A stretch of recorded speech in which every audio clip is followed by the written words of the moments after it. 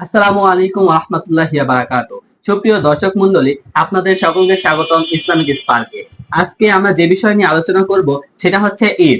ঈদগাহ মাঠে যাওয়ার পূর্বে আমাদের যে সকল করণীয় আছে সেই সকল করণীয় এবং বর্জনীয় নিয়ে আলোচনা করার জন্য আমাদের প্রিয় দাদু রয়েছেন। আমরা দাদুর মুখ থেকে বিস্তারিতভাবে আমরা জানবো। দাদু, তোমার কাছে আমার প্রথম প্রশ্ন সেটা হচ্ছে ঈদ শব্দের অর্থটা কি?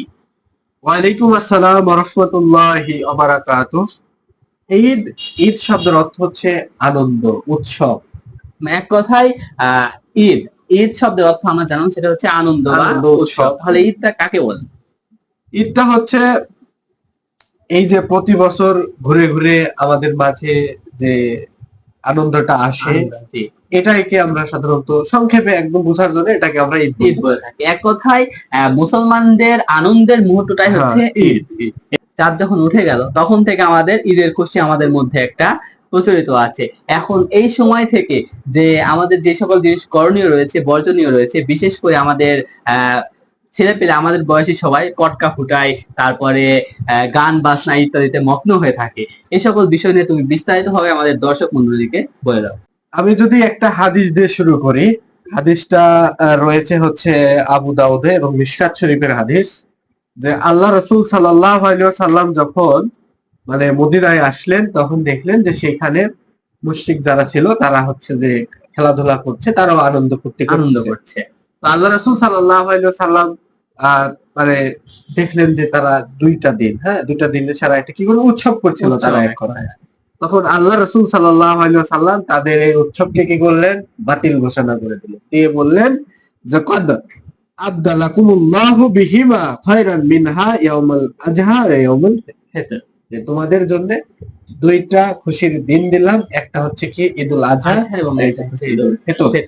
তাহলে মুসলমানের জন্য আমরা দেখতে পাচ্ছি দুইটা খুশির দিন আছে, একটা কি ঈদুল আজহা, একটা হচ্ছে ঈদুল ফিতর।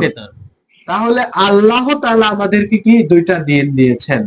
এই দিনে যদি আমরা আনন্দ করতেই চাই, তাহলে আল্লাহর বিধান অনুযায়ী রাসূলের পদ্ধতি অনুযায়ী আমাদের করতে হবে।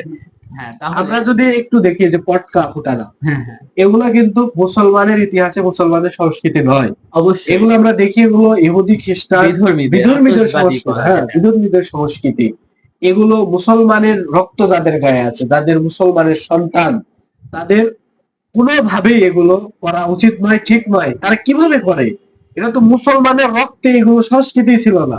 তারা কিভাবে এটা করবে? এটা তো ইহুদি খ্রিস্টানদের সংস্কৃতি। সুতরাং এগুলো ইহুদি খ্রিস্টানদের কাজ, এগুলো মুসলমানের সন্তান করতে পারে না। আসলে দাদু, আরেকটা বিষয় সেটা হচ্ছে এই যে সামনে আমাদের ঈদুল ফিতর, ঈদুল ফিতরে ঈদগাহ মাঠে যাওয়ার পূর্বে আমাদের করণীয় কি কি রয়েছে? করণীয় হচ্ছে সর্বপ্রথম ফজরের সালাত আদায় করতে হবে। জি, ফজরের সালাত আদায় না করে ঈদগাহ মাঠে এসে ঈদের নামাজ আদায় করলে রাসূল সাল্লাল্লাহু আলাইহি ওয়াসাল্লাম তো বলছেন যে মান তারাকা সালাত মুতামিদান ফাকাদ কাফার, ইচ্ছাকৃতভাবে সালাত আদায় করলে সে কাফের। সুতরাং প্রথম করণীয় কাজ হচ্ছে ফজরের সালাত পুরুষ মানুষ হয়ে থাকলে জামাতের সাথে আদায় করা, মহিলা হলে বাড়িতে আদায় করা।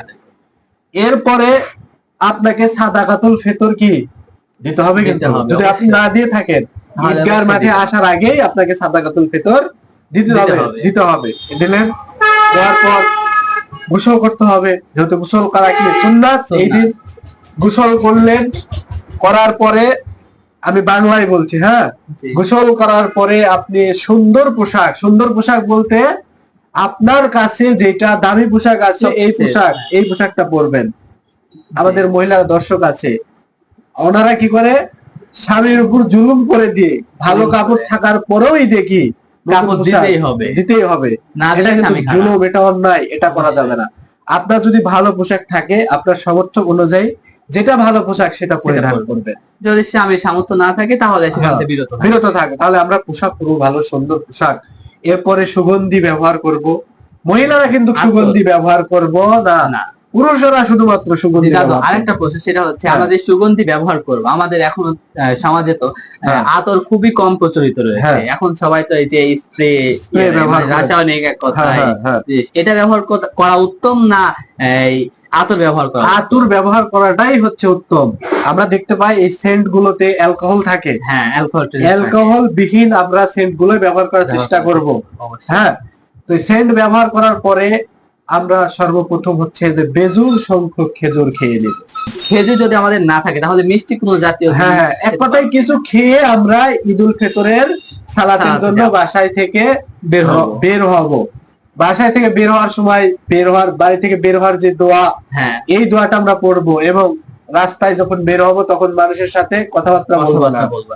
অপ্রয়োজনীয় কোনো কথাবার্তা নাই, আমাদের কি বলতে হবে? তাকবীর দিতে হবে, আল্লাহু আকবার, আল্লাহু আকবার, লা ইলাহা ইল্লাল্লাহু, আল্লাহু আকবার, আল্লাহু আকবার, ওয়ালিল্লাহিল হামদ। তাহলে তাকবীর দিতে দিতে আমরা ঈদগাহের মাঠে যাব। ঈদগাহের মাঠে যাওয়ার সময় অবশ্যই কোনো গাড়ি ঘোড়া আমরা ব্যবহার করব না, পায়ে হেঁটে হেঁটে, কারণ রাসূল সাল্লাল্লাহু আলাইহি ওয়াসাল্লামও পায়ে হেঁটে হেঁটে যেতেন। মানে এখন আরেকটা প্রশ্ন দাদু, সেটা হচ্ছে এই যে আমরা যে গাড়ি ঘোড়া ব্যবহার করে গেলাম না, পায়ে হেঁটে গেলাম, প্রায় 1 কিলো রাস্তা গেলাম, এই যাওয়ার কারণে কি আমাদের কোনো মর্যাদা বৃদ্ধি বা নেকি হবে?